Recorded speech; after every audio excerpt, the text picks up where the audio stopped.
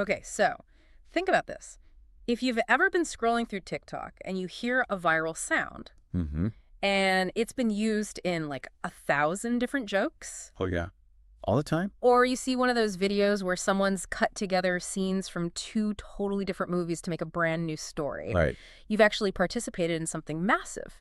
And that's what we're calling remix culture. That is exactly what we're diving into. It's this idea of a culture that, allows and even encourages us to create new things by borrowing from old ones. And giving it a totally fresh A spin. fresh spin, a new meaning, whatever. Yeah. And the internet just, well, it made the whole thing global and instant. The word remix sounds so modern, though. It makes me think of laptops and, software. It does. But this idea of borrowing from what came before, that's not new, is it? Not even close. I mean, human culture has always been one long conversation. For centuries, if you wanted to be a great painter, you had to learn by copying your master's work. That was just how you learn. It was the curriculum. You had to copy their style, their techniques, everything. It was how you learned the rules before you could even think about breaking them. So artists were always building on what the giants before them had done. Precisely. And it happens everywhere. Writers are constantly retelling old myths or folk tales, just maybe in a modern city. Or from a different character's point of view. Exactly. And in music, way before computers, composers would quote melodies from other composers in their own symphonies. It was a sign of respect, like a tribute. Okay, so the borrowing was always there. It was just part of the creative flow. So when did it get legally complicated? When did we start drawing lines in the sand? Well, the whole issue really started with recording technology. A record, a tape, a film reel. Ah. Suddenly you could hold a piece of art. It was a fixed thing, a product. And once it's a product, someone can own it. That's the moment ownership got concrete. And that's the root of all the legal fights we see now. Which brings us right into today, where remixing is it's how we talk. So let's start with the big one, especially in music. Sampling. Right, sampling. This is where digital tech met hip-hop.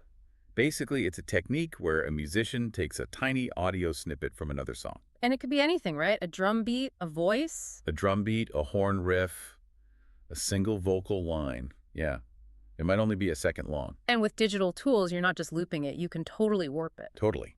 A producer can change the pitch, speed it up, slow it down, layer it, and build a whole new song on top of it. This practice really became the sound of hip-hop in the late 20th century. It was this brilliant way of blending genres like funk and soul and rock. It wasn't just copying a melody anymore. It was like literally building the backbone of a new hit song out of an old one. Right. And sometimes it was so changed that you couldn't even tell where it came from, which is why the legal system really cracked down in the 90s. They had to decide, is this a tribute or is it theft? And that question really sets the stage for everything else we see in digital culture. Yeah, that desire to build on stories goes way beyond music. I mean, when people really love a fictional world, they want to live in it.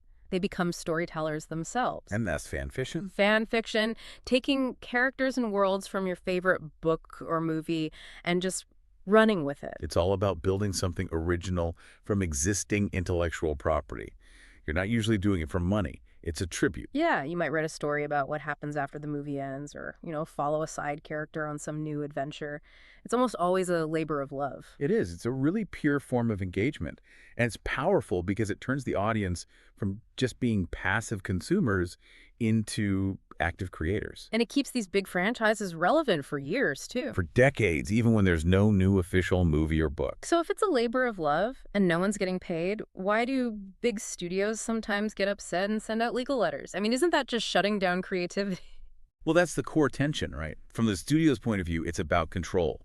They worry that if they let one person do it for free, they lose the power to stop someone else who does try to make money from it later. Ah, I see. And they also worry about confusing people. Like, is this fan story part of the official universe or not? It's a classic battle between the owner wanting control and the fans wanting to participate. That's a huge conflict.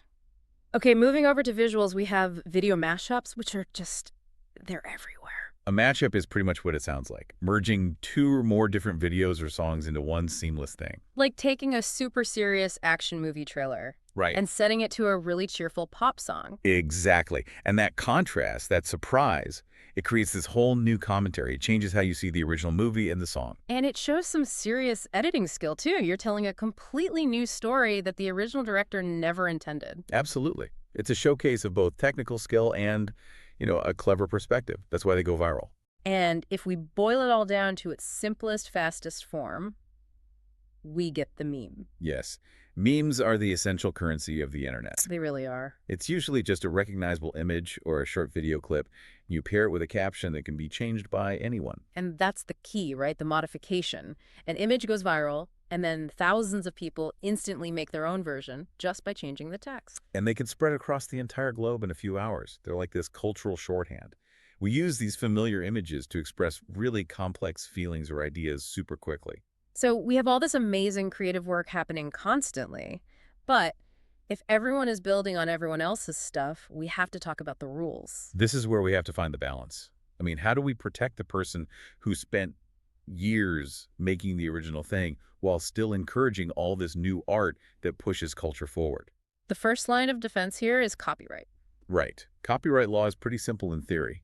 It gives the original creator the exclusive right to control how their work is copied and used. It's how they get paid for their labor. The challenge, though, for anyone who's, making stuff is that these rules can feel really restrictive. Like, if you want to use a 2-second clip of a song in a school project, you technically need to ask for permission. And they can be slow, complicated, and expensive. It's a real tension. We have to respect the original artist, but we also need a culture where people can experiment and critique. And that's why we have something called fair use. Okay, let's break down fair use.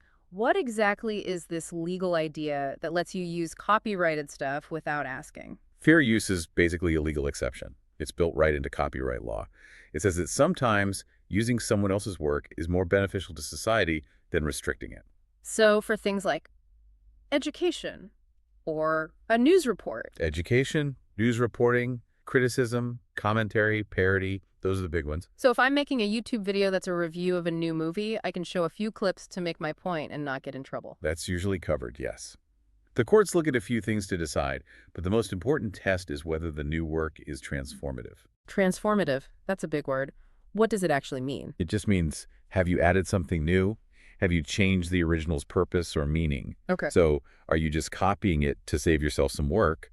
Or are you creating something new that adds insight? Using a clip of a song to review that song is transformative.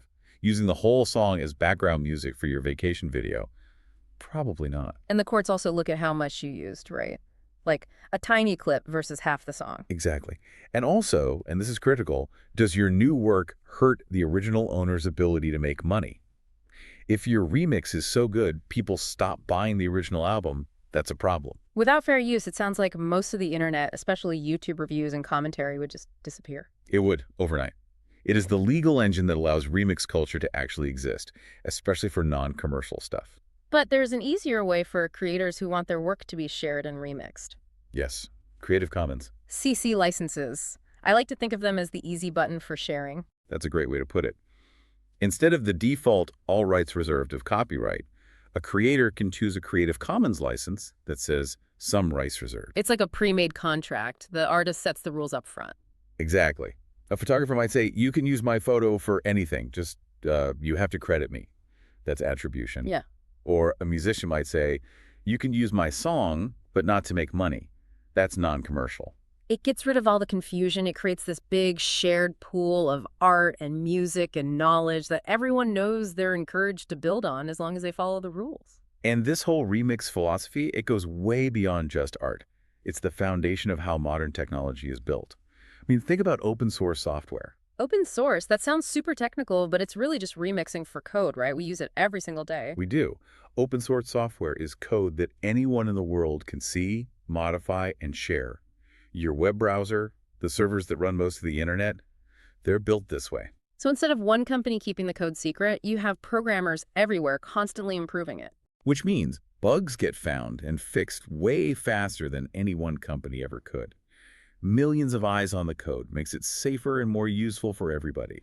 It's the ultimate proof that sharing and collaborating makes things better. And that's why learning these skills, how to edit, how to create, how to share responsibly, is so important for students now. It's all about digital literacy. Absolutely. When you actually take a piece of media apart and rebuild it yourself, you start to understand it better. You see the editing tricks. You see how companies are trying to influence you. You develop a critical eye, Mhm. and you also learn the ethics of it, knowing when to ask for permission, what fair use covers, and just how to give proper credit. That's what makes you a responsible creator. These skills are just essential now. They teach you how to honor the past while you're busy inventing the future. And looking to that future, I mean, it's only going to get more complex with technologies like AI. For sure, AI tools can now generate art, music, text, all by analyzing millions of examples made by humans. So the machine is basically performing a giant automated remix of all of human culture. It is. Which raises one of the biggest questions we're facing now. Yeah, who gets the credit? Mhm. When an AI makes a piece of art, who deserves to be paid?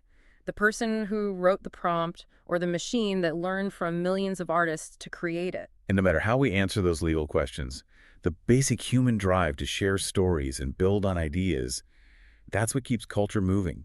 Remixing is the engine. It ensures culture is always alive and changing. So if every generation builds on the last and AI builds on everything we've ever made, does the idea of a single original creator even make sense anymore? Or are we all just becoming curators in this huge global conversation? That's something to think about. Absolutely. Keep asking those questions. Keep creating. And keep building on ideas responsibly. See you next time.